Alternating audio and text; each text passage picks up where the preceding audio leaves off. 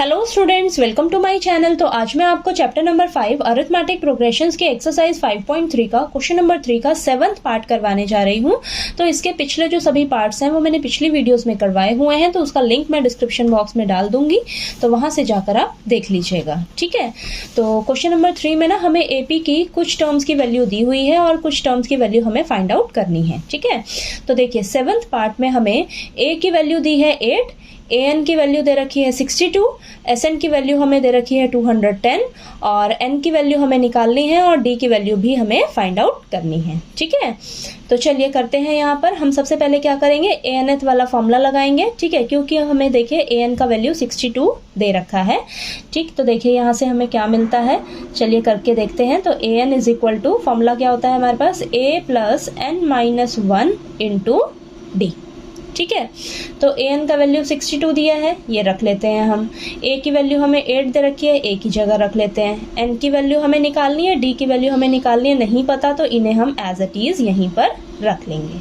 ठीक है, अब देखिए, अब यहाँ पर आपके पास आपको ना ही n की वैल्यू पता है ना ही d की वैल्यू पता है। ठीक, तो एक का वैल्यू तो आपको यहाँ से पता रहना चाहिए, तभी आप दूसरे का वैल्यू निकाल सकते हो। ठीक है, तो अभी मैं इसको यहीं पर छोड़ देती हूँ। अब देखिए हमें sn का भी वैल्यू दे रखा है, तो अब मैं इसका फॉर्मूला लगा कर देखती हूँ। ठीक है, और sn का हम यहाँ पर फॉर्मूला लगाएंगे, ये वाला sn is equal to n/2 a plus an।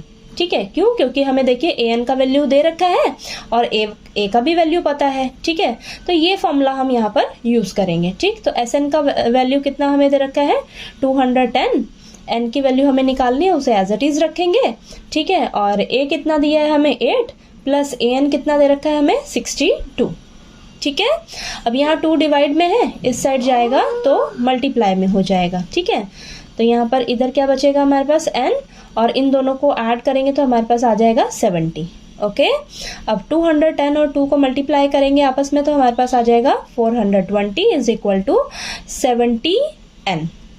ठीक है, अब n के साथ अभी भी n 70 जो है वो मल्टीप्लाई में है। ठीक है, तो इस साइड लेकर आएंगे तो क्या हो जाएगा डिवाइड में। ठीक है, तो 70 डिवाइड में आ गया इज इक्वल टू n। ठीक है, 0 से 0 कैंसिल और 7 और 42 आपस में कैंसिल होएगा तो यहाँ पर 6 बचेगा। ठीक है, तो यहाँ से देखिए हमें n की वैल्यू क्या मिल जाती है, 6 मिल रही है। ठीक है, n की वैल्यू 6 मिल गई।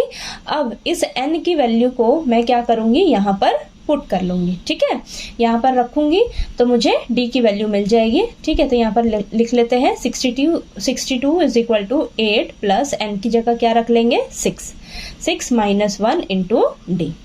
ठीक है, अब यहाँ पर आ जाएगा आपके पास 62 प्लस का 8 है, माइनस का 8 हो जाएगा इधर जाकर।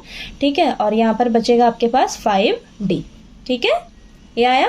अब 62 में से 8 को माइनस करेंगे तो हमारे पास आएगा 54 इज इक्वल टू 5d। ठीक है, अब d के साथ मल्टीप्लाई में 5 है तो ये इधर जाकर डिवाइड में आ जाएगा। ठीक है, तो ये आ जाएगा आपके पास 54/5 इज इक्वल टू d।